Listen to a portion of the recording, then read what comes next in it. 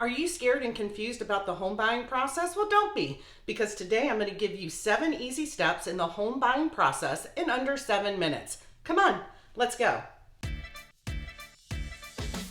Hi, I'm Allison Newlon, broker owner of Platinum Properties of Florida, and welcome to I Love Florida Living, where I talk about buying and selling real estate and living in Florida.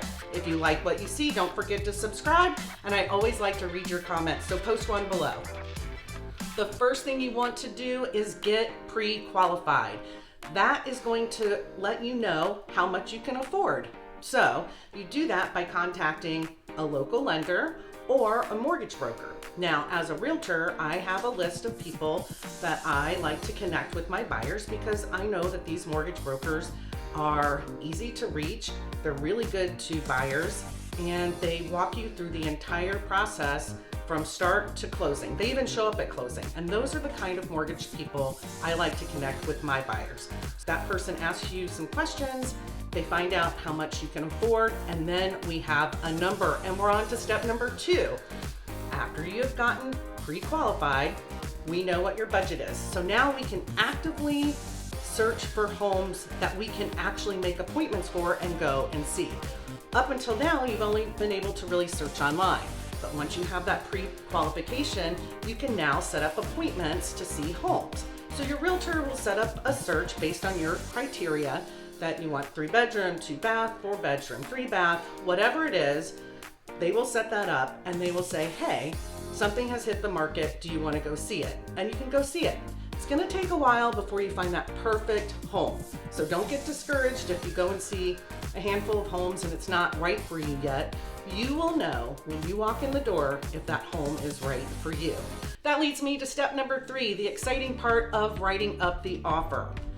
In my area, it is standard and customary to use an as-is with right to inspect contract form, and we fill in the blanks. We tell them how much we would like to offer, what our deposit is going to be, when we would like to close, how long our inspection period is, and any other terms and conditions.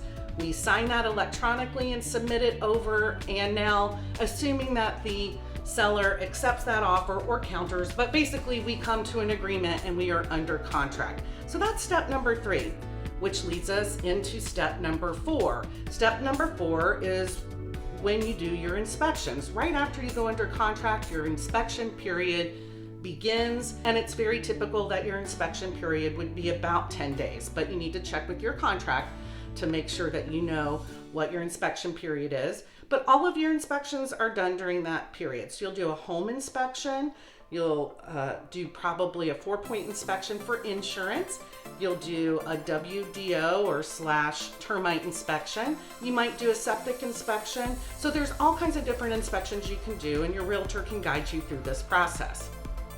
At the same time, during your inspection period, you are providing your mortgage broker or lender with all the necessary paperwork that you need to complete your loan application so that they can submit your loan application to the underwriter. So that's the inspection and the loan application process are being done simultaneously.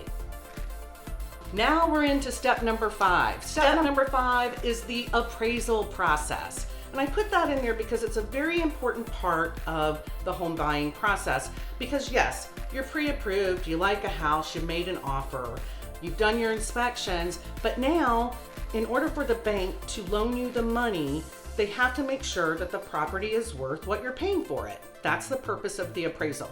In other words, they're not going to loan you $1 million on a property that's only worth $200,000. You get what I'm saying here? So the appraisal has to be done to make sure that the property is worth what you're paying for it. And from the time that the appraisal is ordered to the time that you get it back, it's usually about 7 to 10 days. It can take a little while. And once we get that number back, we are into step number 6. So step number 6 is assuming that the appraised value meets what you're buying the home for, it's at or above the purchase price. So we know that we are almost to the finish line. But now we have to make sure that we have a survey. That's a property boundary survey of the property that shows the corners of the property, where the property boundaries are, right? So the house is here, Your property lines are on either side. They want to make sure that there are no encroachments.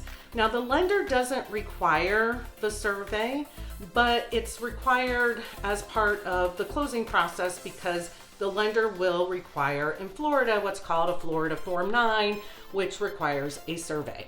So we have to make sure that if the seller doesn't already have an existing survey that's updated with any improvements, one has to be ordered.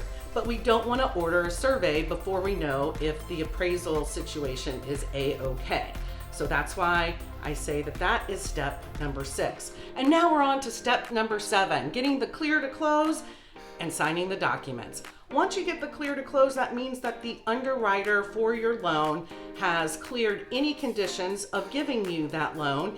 And now we just have to set an appointment for you to sign the documents, and that's called the closing time. And that's the end of the whole process. You sign the documents and ta-da, you own the property. Those are 7 simplified steps to buying a home. See, it's not that complicated. You just need someone to help you walk you through the process. If you'd like to watch a video with me and one of my preferred lenders, check this out. I look forward to helping you in your home buying or selling process.